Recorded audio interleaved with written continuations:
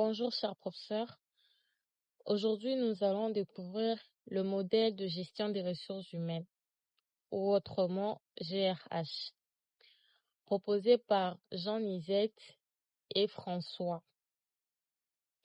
Ces modèles proposent une lecture stratégique de la GRH, en tenant compte de la complexité des relations dans les organisations. Ils reposent sur 4 logiques clés: la logique d'action, la cohérence interne, la cohérence externe et la gestion des paradoxes.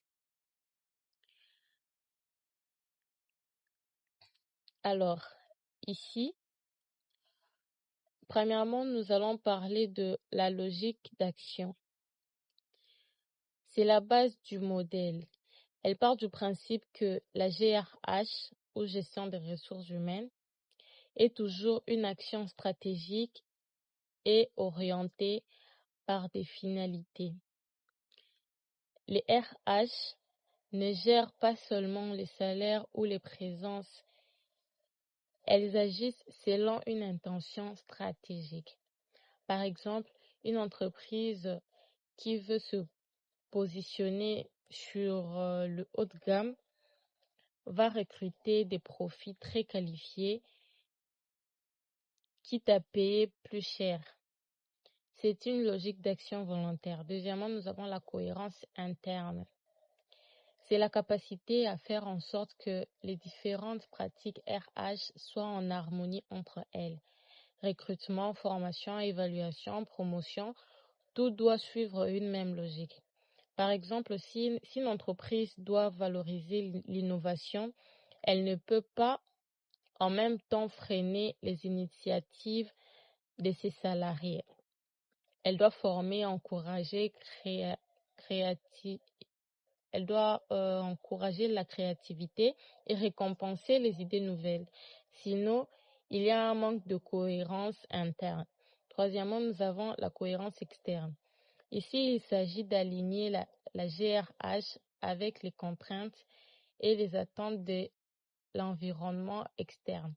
Cela inclut les clients, les lois du travail, la concurrence, les syndicats, etc., etc. Exemple, une entreprise africaine centrale qui ignore les règlements locaux sur le contrat de travail risque de conflits ou des sanctions.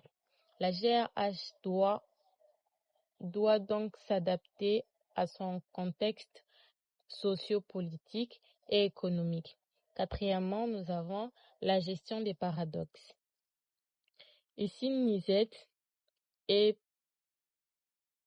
Picol reconnaissent que la GRH est souvent traversée par des contradictions. Par exemple, on demande au RH d'être à la fois humaine et performante, stable et innovante, etc., etc. Exemple, une entreprise doit licencier pour rester rentable, mais veut aussi garder une bonne image sociale. La GRH doit donc négocier ces paradoxes intelligemment, communiquer, proposer des plans sociaux, etc., etc. En conclusion, le modèle de Nizette et Picol nous montre que la gestion des ressources humaines est une fonction stratégique et complexe. Elle doit articuler des choix cohérents et internes, alignés avec l'environnement externe et capable de gérer les contradictions.